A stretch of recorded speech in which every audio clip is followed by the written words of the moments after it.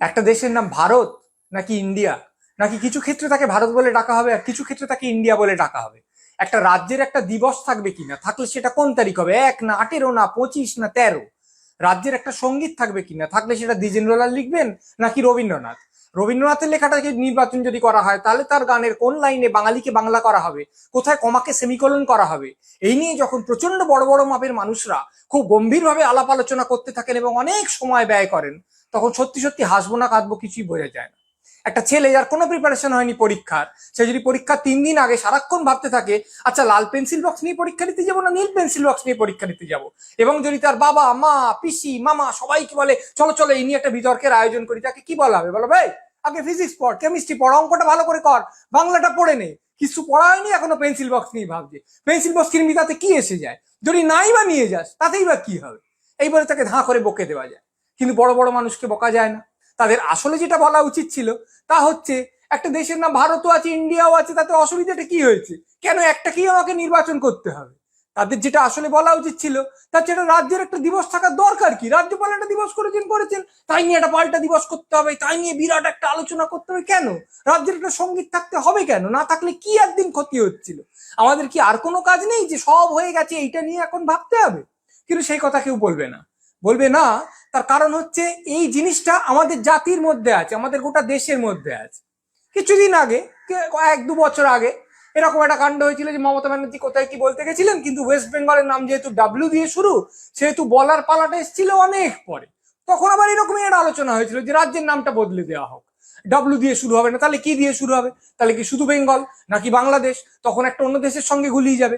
আগের সরকারের আমলেও এরকম বহু কথা উঠেছিল, কেউ বলেছিল গৌড়বঙ্গ নাম হোক, কেউ বলেছিল রাঢ়বঙ্গ নাম হোক, কেউ বলেছিল না এরকম কেন নাম হবে, সম্পূর্ণ আমরা বদলে দিই।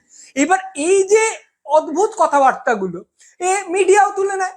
আমাদের একটা বিরাট সংবাদপত্র, প্রচন্ড বিখ্যাত, তারা একসময় শুরু করেছিল কি না, শ্রেষ্ঠ বাঙালি কে, তাই নিয়ে অসম্ভব আলাপ আলোচনা হলো।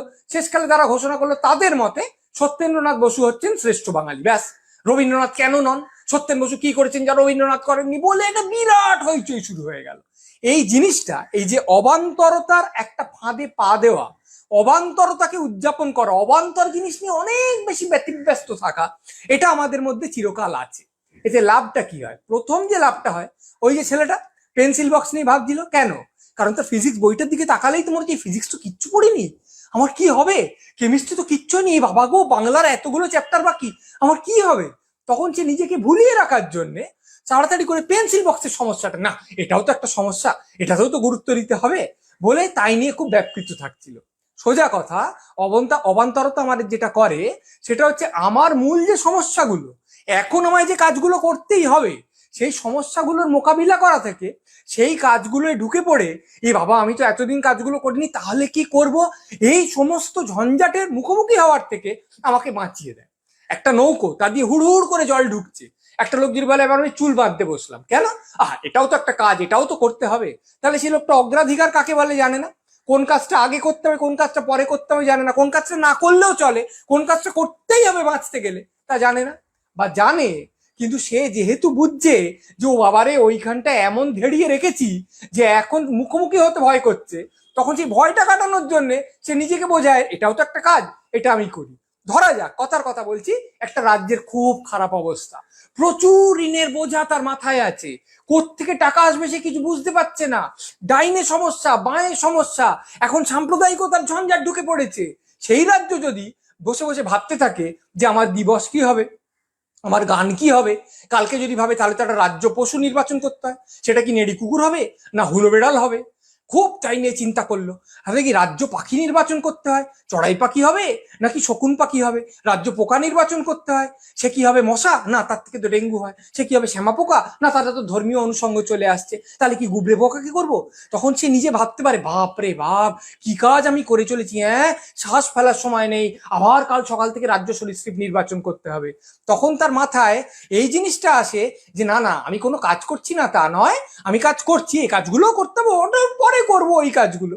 তখন সে নিজেকে এইভাবে ভুলিয়ে রাখতে পারে যে আমি আসলে খুব কাজের লোক, আমি কাজগুলো করছি, কাজ সে করছে বটে, কিন্তু এই কাজগুলো যে না করলেও হতো, না করলে কোনো ক্ষতিই হতো না, বরঞ্চ মানুষের লাভ হতো, এইখান থেকে সে নিজেকে সরিয়ে রাখছে। আর অবান্তরতার একটা মজার ব্যাপার হলো, এতে আমরা আমাদের মানসিক আলস্যকে চমৎকার উদযাপন করতে পারি। মানুষ স্বভাবত অলস, কোনো মানুষ কোনো কাজ করতে চায় না। কেন চাইবে? বসে থাকতে চায়। তার কায়িক পরিশ্রম করতেও অনীহা, তার মানসিক পরিশ্রম করতেও অনীহা। তার মস্তিষ্কের আলস্য, তার বাইসেপের আলস্য একেবারে সমান। আমরা যেরকম জগিং করতে চাই না, সেরকম অফিসের কাজ নিয়েও বসতে চাই না। যার কাজ লেখা সে লিখতে চায় না, যার কাজ বলা, গান গান গাওয়ার জন্য গলা সাধা সে করতে চায় না। অনেক বুঝিয়ে বাজিয়ে নিজেকে অনেক ঠেলে কাজে নিয়োজিত করতে হয়। প্রত্যেকদিন সকালবেলা বলতে হয়, ওরে কাজে বস, দুদিন যোগাসনে গিয়ে আর গেলি না, আজকে যা। এইভাবে নিজেকে ঠেলতে হয়। আমরা আমাদের চতুর্দিকে সবসময় অনেকগুলো বিনোদন খুঁজি। এত বিনোদনের উপকরণ আগে ছিল না।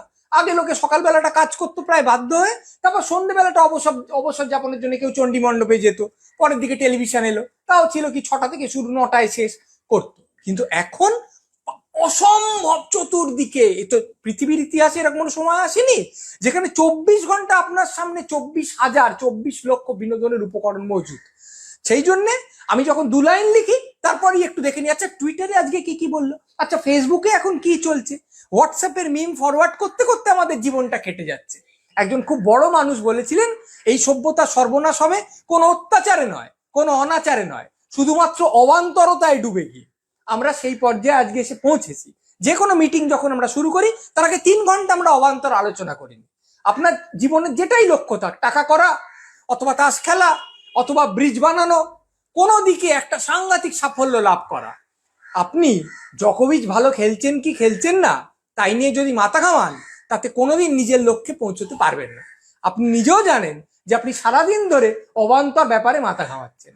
এখন ঝামেলা হচ্ছে এই যে যদি একটা ব্যক্তি এরকম করে বা অনেকগুলো লোকও এরকম করে তবু মেনে নেওয়া যায়, কিন্তু রাষ্ট্র যদি এরকম করে বা যাদের হাতে অনেকগুলো লোকের সম্পূর্ণ জীবন, তার দৈনন্দিন জীবন থেকে শুরু করে তার দীর্ঘমেয়াদী জীবন নির্ধারিত হয়, নিয়ন্ত্রিত হয়, যাতে ভেবে বার করতে হয় যে ফুটপাতটায় হকার থাকবে কি থাকবে না।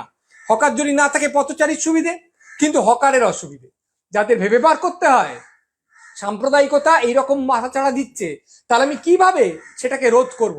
যাদের চিন্তা করতে হয় পুজো যে জনজীবন স্তব্ধ করে দেয় সেটাকে প্রশ্রয় দেব, নাকি পুজোকে বলবো নিজেকে নিয়ন্ত্রণ করো, যাতে একটা লোক হাসপাতালে যাওয়ার সময় প্যান্ডেলের জন্য তার অ্যাম্বুলেন্সটা ব্লক না হয়ে যায়। তার যদি অবান্তরতায় সম্পূর্ণ আত্মদান দেখা যায়, তখন সেটা খুব সাংঘাতিক ব্যাপার হয়ে দাঁড়ায়। কারণ অকর্মণ্যতার ফাঁদ আমরা চট করে চিনে নিতে পারি, অপদার্থতার ফাঁদ, দুর্নীতির ফাঁদ আমরা চিনে নিতে পারি, কিন্তু অবান্তরতার ফাঁদ আমরা চট করে চিনতে পারি না। সেই জন্যই এই ফাঁদ আরো ভয়ঙ্কর, আমাদের আরো খেয়াল রাখতে